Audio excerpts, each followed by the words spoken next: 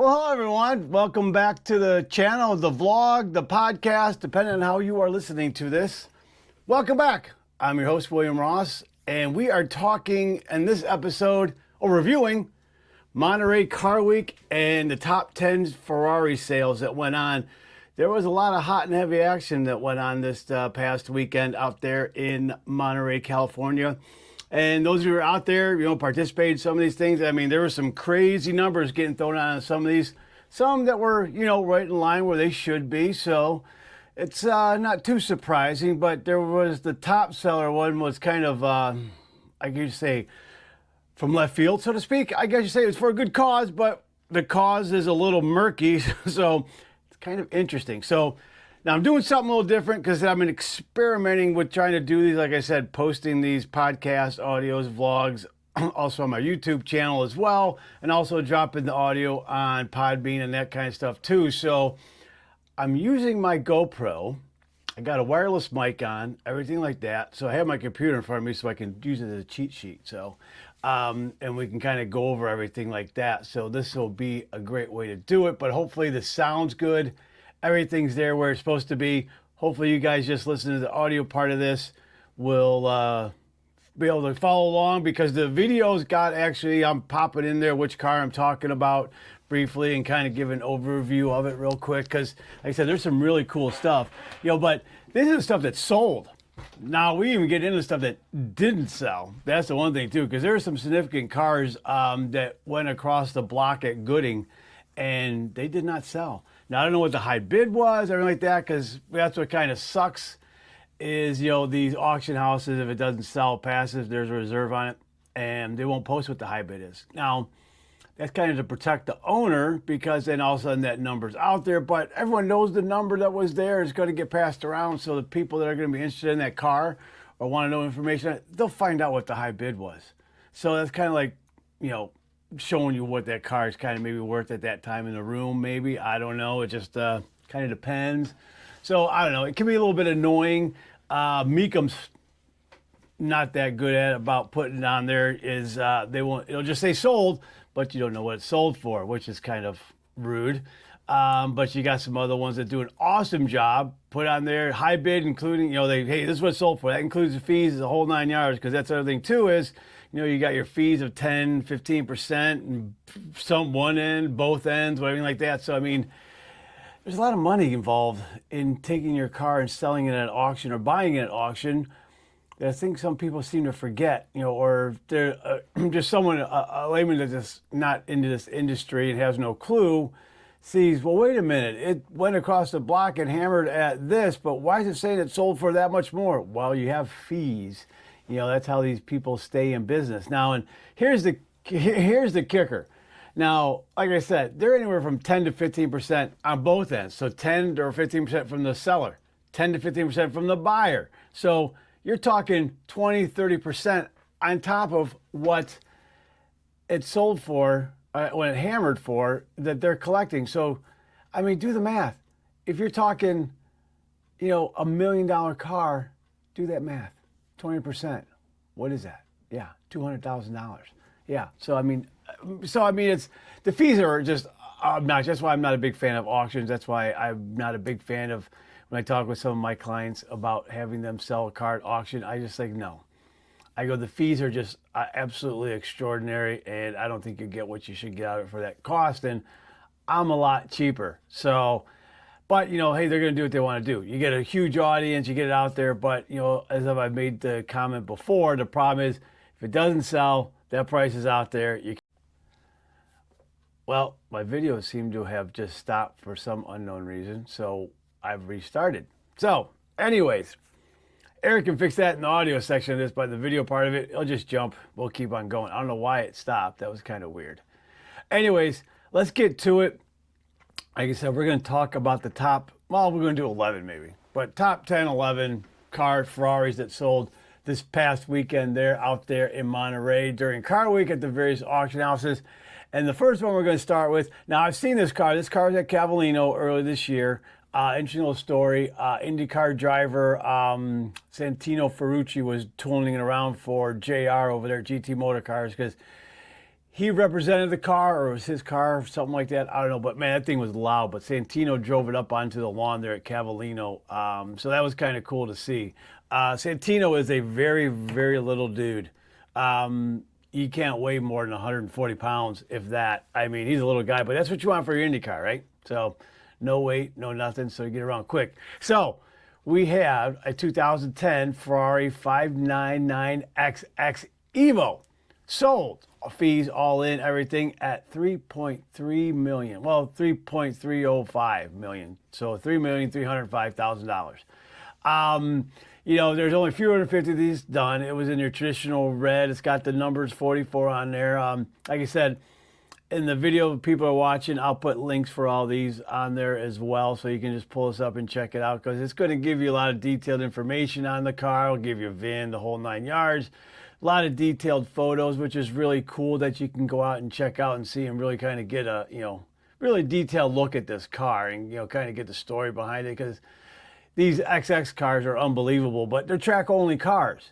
So it was kind of weird when Ferrari came out. Now they got the XX versions they came out with now for their street versions, which is weird because, again, now it's getting murky, I guess you could say, because aren't they supposed to be only track-only cars? But so that 599XX Evo sold for $3.3 million. So, I mean, that's about where that should be at. I mean, that's, there's, like you said, 350 of those built, so it's a very rare car. But again, this is a situation where, okay, 99% of the time, you have this car sitting at Ferrari. They take care of it for you. They deliver it, put it on a truck, ship it to wherever you're going to go. They have trackside crew, everything like that. So do everything. So then you're paying for that too. The Corsa Clientele program, or however you want to pronounce that in Italian, because my Italian's horrible. But this one's kind of out in the wild, so to speak. So, I mean, you get the right people, you can run this thing. But, I mean, that thing's loud, it's fast. I mean, it's an unbelievable car. So, well, you might drive it a few times a year, but, when you're in that tax bracket, what do you care, right? So, next one we're going to go with here. You got to go with your traditional, F40s are always in abundance at these auctions, especially when you get to these big ones like Monterey and stuff like that. And these are going to actually kind of all depend on condition, mileage, history, repaint, that kind of stuff, is accidents, all that kind of jazz. And this one actually, I believe, is a non-cat, non-adjust. I can't remember if this was an actual U.S., one of the was it 200 and whatever it was, of the just U.S. built cars, which that's what you want if you're here in the United States. You want a U.S. car, because this is what the difference was. European cars, the big difference is Euro cars, Euro F40s had a bladder in the gas tank. So they used a bladder it had to get replaced every 5 years, 10 years, something like that. So no matter what, even if you didn't drive it, you always had to replace that bladder. It was always like $10,000 to $15,000. It wasn't cheap. U.S. cars, due to regulations, it was an aluminum tank. Got Ford fabbed up and everything like that. A lot of people actually take their Euro cars and then retrofit and do this aluminum tank. Because one, you don't have to do the bladder anymore and stuff like that. But two, it's just safety. Because that tank's not going to get, well, it could get punctured. But it's not as easily as that bladder. So, but this is, everyone knows the F4. There's really no reason to kind of discuss it. It's one of my all-time favorite. This one said, this is chassis number 84036. So, so it's got kilometers. So this was actually a Euro car. So it was not a U.S. built, U.S. car built for the U.S. originally. So, which, in all honesty, there's really, besides the bladder, there's a few little things, side marker lights, that kind of stuff that kind of differentiate these cars from your Euro, from your U.S. cars. So there's not all that much. So again, it's all preference and what you get your hands on. These things have been floating back and forth between the ocean and stuff like that. I mean, if you're going to get the car to drive and have some fun, who cares? Get whatever you want that's going to get your best value, best price, best quality. Always buy the best if you can. So this sold for $3,855,000. This thing, it says, wow, I can see why it went that high. I got to move this over so I can see my screen a little bit better. This actually had single ownership, so one owner car, only 360 kilometers, so 224 miles. So non-cat, non-adjust car. So long-term storage. I mean, that's a brand new car. That's a brand new car. So that's why the thing went so high. That's kind of a high, that's up there in value. I mean, that's normal mileage, say around, like between 5,000 to 15,000 miles, that kind of jazz. You're going to be 2.5 to 3 million, so you're paying for the low mileage on it. So now, but here's your issue you're going to run into with this car. It's going to have to go completely gone through. And everything's going to have to be looked at, all your seals, gaskets, everything like that. You can't just jump in and drive. Oh, you think, it's got low miles, I can go. No. You're going to have a lot of service bills for this car. You're going to be in the six-figure range on your service bill for this thing to get that thing up and going and running to be able to drive this sucker. So, but hey, if you want something that's basically a brand new F40, there you go. So it does have a U.S. title, which is really good. So obviously it's been over here for a long, long time. There's always ways to get around and import that kind of stuff. So, all right, next. We have, now this was an odd one because on the one list, you looked at it, it said it, you looked at Gooding's website, Gooding Christie's now I should say. This car, this 1958 250, basically the 250 TDF is what it is. Chassis 0925. It didn't list as being sold. It said it got passed, so it didn't meet reserve. Well, now all of a sudden, post-sale, whatever you want to call it, post-hammer, it sold for $4.85 million, which is good money for that car. I mean, these things are fantastic cars. I mean, they're absolutely gorgeous. They get their name from, they were, I would say specially built, but these things were built for the Tour de France. If you don't know what, not the bicycle race, look up the original Tour de France, what they used to do and have it. And, it's a really, really cool situation. So I'm going to pause here a second. I'll be back in a moment. Okay, and we're back. Sorry, my daughter called and she's a priority, so I had to pause. And I got to take my sip of my Diet Mountain Dew because all of you know that follow me and watch all my stuff. I'm addicted to Diet Mountain Dew. So anyways, we are back. We're talking about the 1958 250 TDF that sold for $4.85 million. And I was telling you guys, look up the original Tour de France auto race because that was an awesome thing because they went all over France. But it was all it was rally, racetrack. I mean, it was all these different variables and different types of auto type racing events, participation. So it really put your car through the paces and do it. So they always win. So they built these ones, named them Tour de France. It was, but they're just absolutely stunning. You're going to see some ones out there. Now this one's a unique one because it's all red. Normally you see these are either like in the French blue. Then they got the French flag stripes going down the center of it, everything like that. So, but absolutely stunning cars. I mean, that's absolutely beautiful cars. So, but check this, like I said, links are going to be in there. Hopefully we'll have them in the podcast. So if you want to click on some of these while you're listening to it, you can and check these out and just follow along. Isn't that kind of fun? So, but gorgeous, gorgeous car. It was delivered new to Mr. Hara, as we all know, the big casino guy. He had an unbelievable collection of cars, especially Ferraris. Guy, what did he have when he died? Like a couple thousand cars, something like that. I don't know. So it was quite a bit. It was kind of look. Maybe I'll put in the amount after I'm doing some editing and let you know. But so we were there. That was that one. So I believe we are going on to number. What we got here? 1, 2, 3, 4, 5, 6, 7, 8. We're going to be on number 8 here. Actually, probably I would say the 8th. Yeah, we're on the 8th one. 8th highest car. So we're working our way up to number 1, which I think everyone knows what that is. So we are next is, these are going up like crazy in value and price. The coupes, yes, too, but the Apertas, you'll see in the next one's the Aperta. But a 2015 Ferrari LaFerrari, $5.23 million. So this is from the Ming collection. So he had quite a few cars that were going across. I think a couple didn't sell, but it was all across the board. Everyone knows, or I believe would know the LaFerraris, 499 built. And I believe there was one more that was built for the Pope, I don't know, something like that, something special. They always do something crazy like that.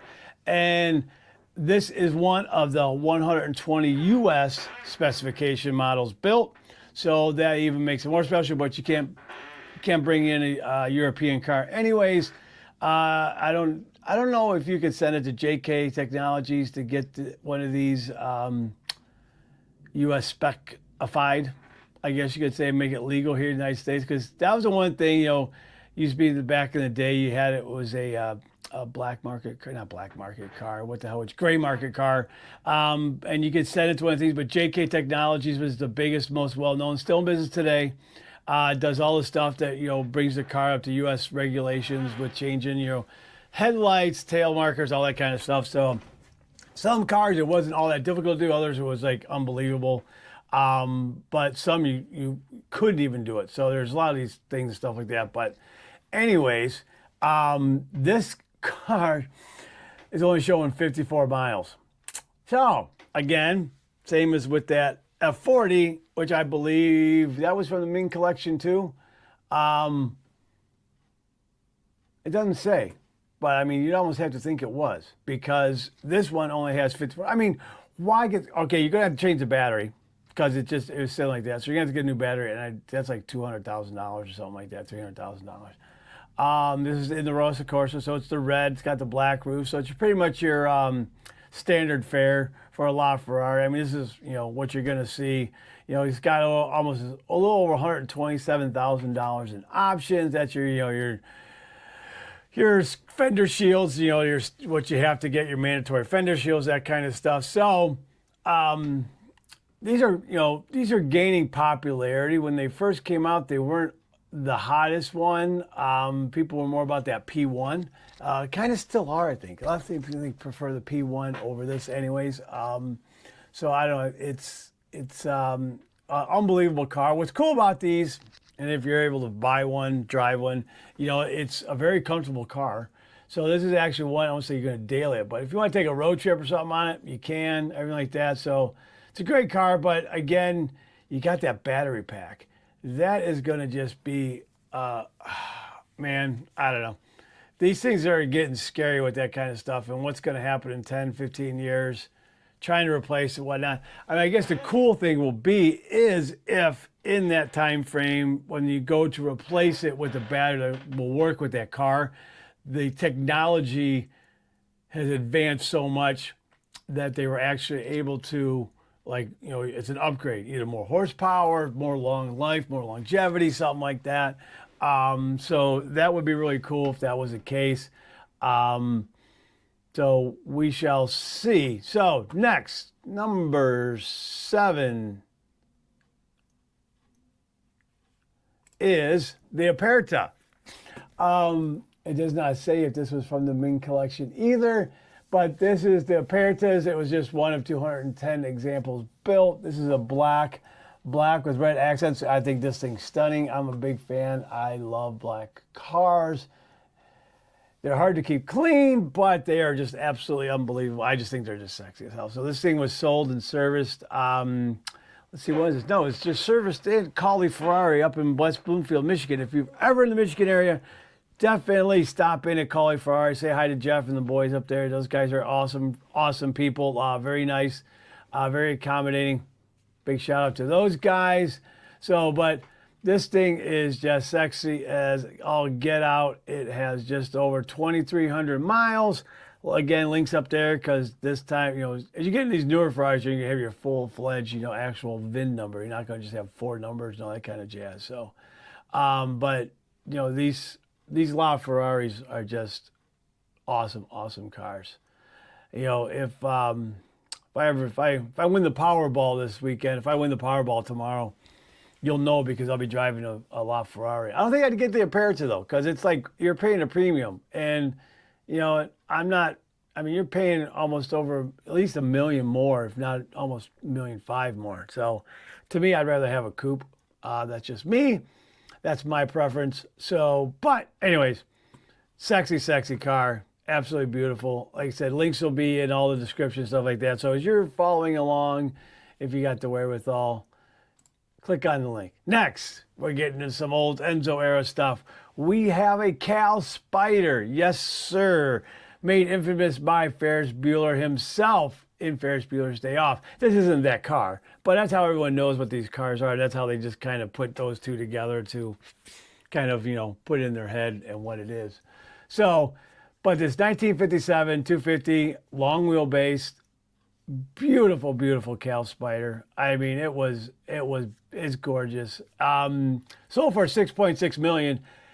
Interesting thing is, it sold basically for $1 million below estimate, below low estimate. So I don't know. Did someone get a steal on this? I don't know. It's hard to say. I want to say yes, possibly.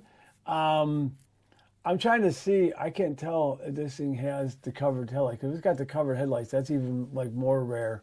But this one is chassis 0769 GT. Let's see if I can tell if it's got covered headlights. Yes, it does. So, well, the short wheelbase covered headlight ones are the big dollar ones. Those are now there's a car further down this list, but that's an alloy body. It's like, but long wheelbase covered headlights is checking the boxes. Someone got themselves a heck of a good deal on this car. I mean, it's absolutely beautiful. It's a great color. It's not like, it's a darker red. It's not the Rosa. It's not that brighter red. So it's like a darker red. It's absolutely stunning. Now, it's got tan interior, which I hate tan interior. I'm just not a fan. I mean, it's almost like a cream. So, but that is a sexy, sexy car. I mean, just sexy car. So, next in line, we have, if you ever get an opportunity to hear one of these things run, look up videos online for a 365 GTB 4Cam Daytona comp. I mean, you want to talk about something loud and mean, and just the whole ground just shakes when this car's running. I mean, these things are absolutely just gorgeous. This actually is a friend of mine, Colleen Sheehan's favorite car, according to her, or one of her all-time favorites. She just absolutely loves these things, and I can see why. I mean, it's just absolutely stunning. This is chassis 16407, and it sold for $7.4 million. Again, below the low estimate by over $500,000. So Gooding has a tendency at times to, I guess you would say, have too high of an estimate. I don't know if that's just to entice the owner to come with this. Oh no, it's gonna be between 8 and 10 million. Well, I'm sorry, you only got 7.4.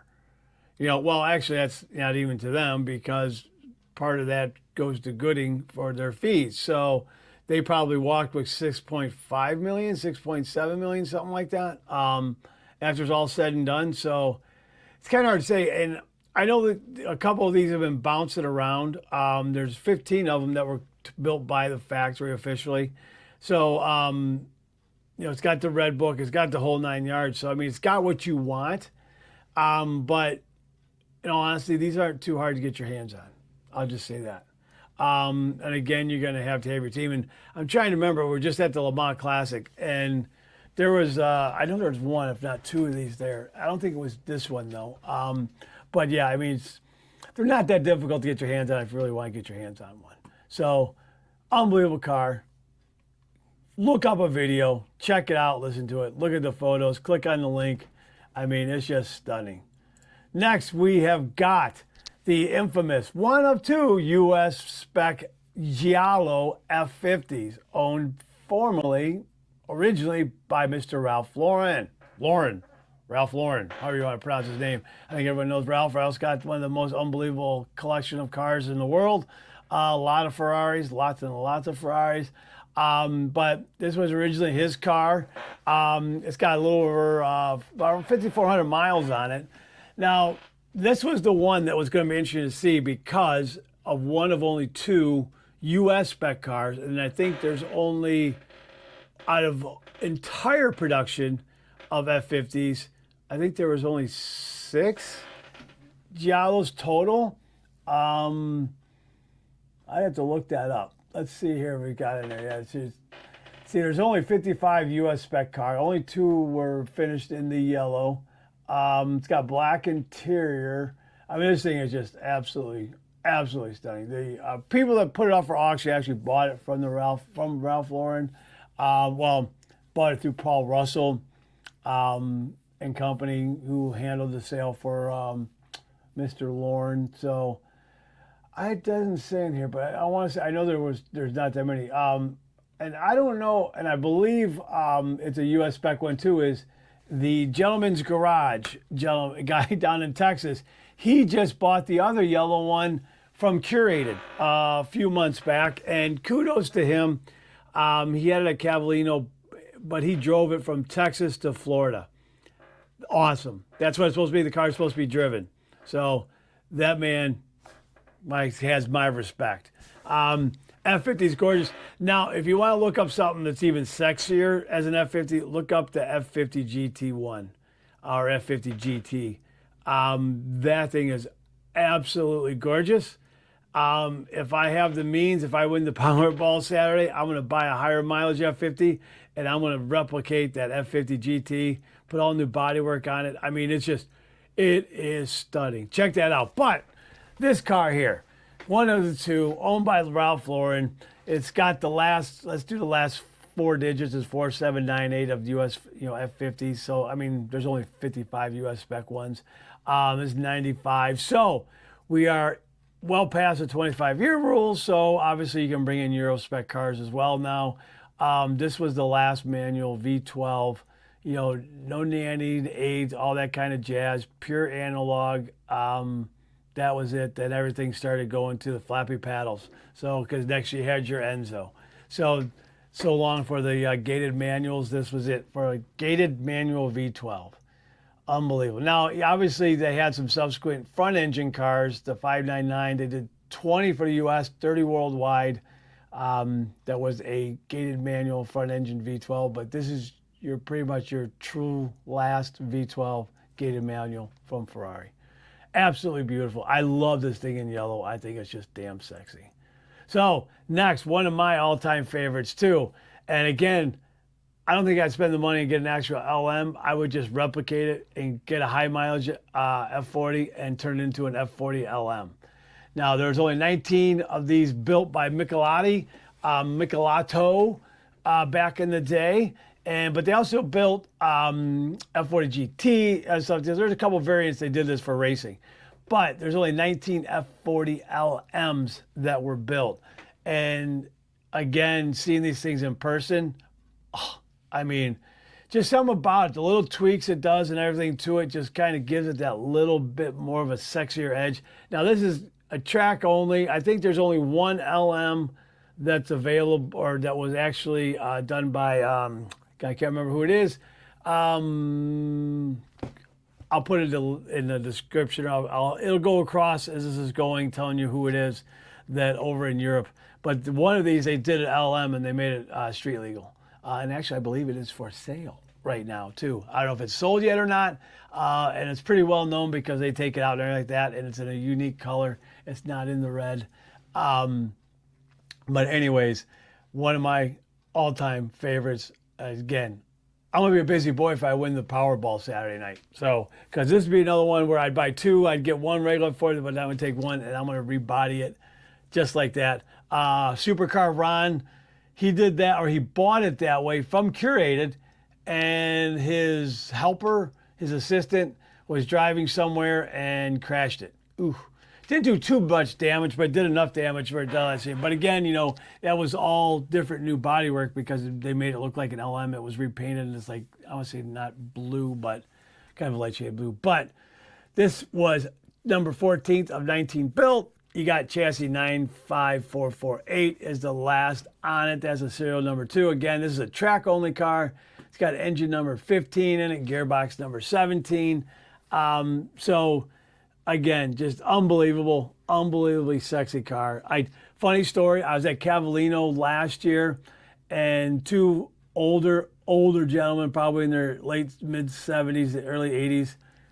The guy driving was a little bit younger, but the guy in the passenger seat, he was up there probably late 70s, early 80s. And they came kind of rolling up in there at 40, rumbling.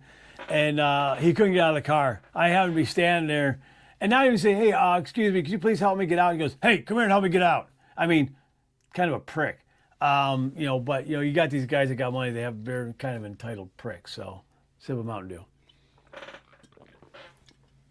So, anyways, these things are gorgeous. I mean, I just absolutely love those LMs. They're absolutely stunning.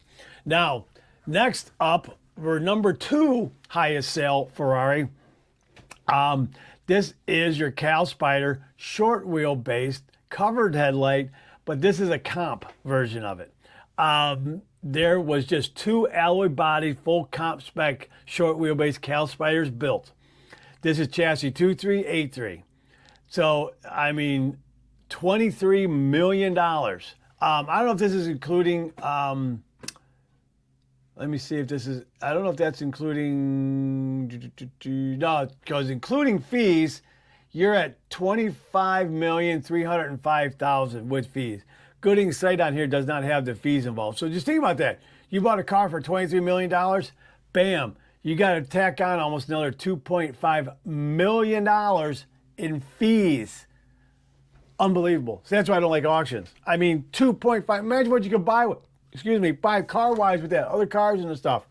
So, but very, very special car.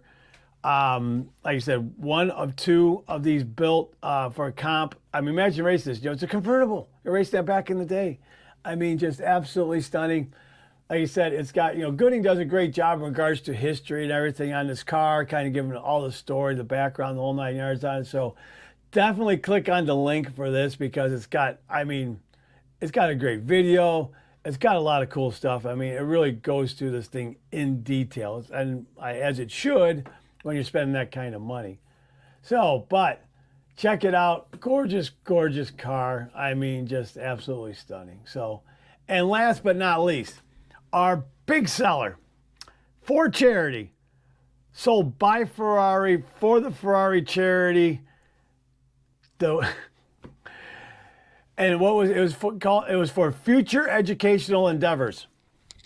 That's what Ferrari was saying. What the money went for, everything. It was the final SP3 that was built, tailor-made. They did all this funky stuff with it. It's like 2 different colors. They split it down the middle. It says Ferrari. They did all this really interesting stuff with it. A really, really specialized this car.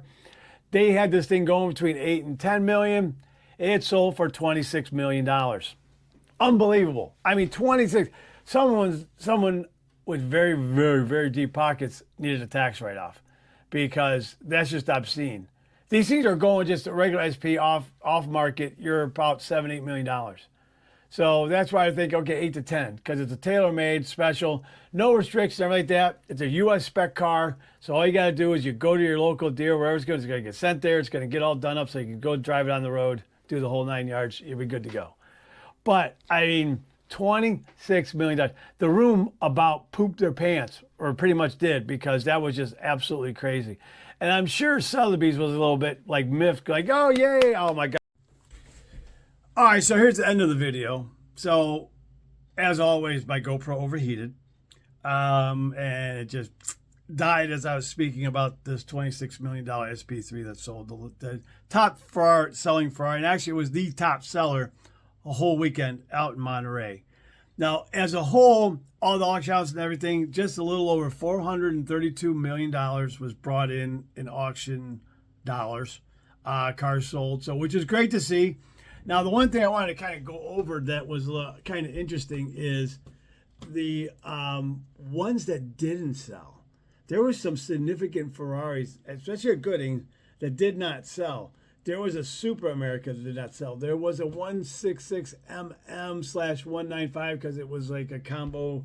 They took, if memory serves me on this car, it's a 166mm chassis, but then it was a 195S spec motor, all this kind of stuff. Then there was, God, what else was the other one? There was another Cal Spider, a 61 short wheelbase, but it had the ugly headlights on it, so that didn't sell either. That was estimated between $8 and $10 million, but as we know, the other one was that too and sold below that. So, like I said, there were some significant Ferraris that did not sell. Actually, some significant cars that didn't just sell in general. There was a 275 GTB 4 cam that didn't sell. Again, those cars are fantastic. If you ever get the opportunity to drive one of those, definitely drive one. I mean, just absolutely sexy. Then another 250 Lusso didn't sell. And, I mean, just there was quite a few cars that did not sell here at the Gooding auction. There's one cool one, if you want to kind of get real ballsy and make it street legal, was a 430 GTC track car. It wouldn't take too much to get that thing back and do it on there. So, a lot of stuff in the lower price range, under $1 million, under $500,000 Ferrari-wise that you could have got your hands on. So, a lot of great stuff, a lot of cool stuff. Like I said, a lot of stuff also went unsold. But I would say out of the top 10 cars that sold at Monterey, 7 of them, was it 7 or 8 of them of the top 10 were all Ferraris. What does that tell you? So, Ferrari market's very, very strong. It's just going up. So, look, if you're looking to get into a Ferrari, and if you're looking to park your money somewhere, I want to say safe, but, get a hold of me. We'll find you something fun, something exciting, something you go out and enjoy. Yes, you're going to have to spend a few dollars, but you know what? You will get your money back and then some, because you're going to have smiles for miles driving that car. So, but anyways, check out the website, FerrariMarketplace.com. We're starting to get into more, putting on there too, a lot of financial details of Ferrari itself, what they're doing in the market and everything like that. So keep track of that. We should have an update coming soon. We did it early in the year, so it's about that time we're going to update the market trends for all the models. People seem to really like that, got a lot of positive feedback on that. So stay tuned for that. My man Eric, who's the whiz, will handle that aspect for it, and I owe him huge for that because my brain can't work that way. So remember, guys, hit that like and subscribe button. If you're listening to audio only on this, be sure you're subscribed, and check out Patreon and check out the other stuff that's on Motoring Podcast Network as well, because there are a lot of cool podcasts that are on the Motoring Podcast Network, and we're adding some all the time, some new ones, some new exciting ones. So check it out. Be sure you look. All the links are in the descriptions, the whole 9 yards. So stay tuned, guys. Appreciate it. More to come.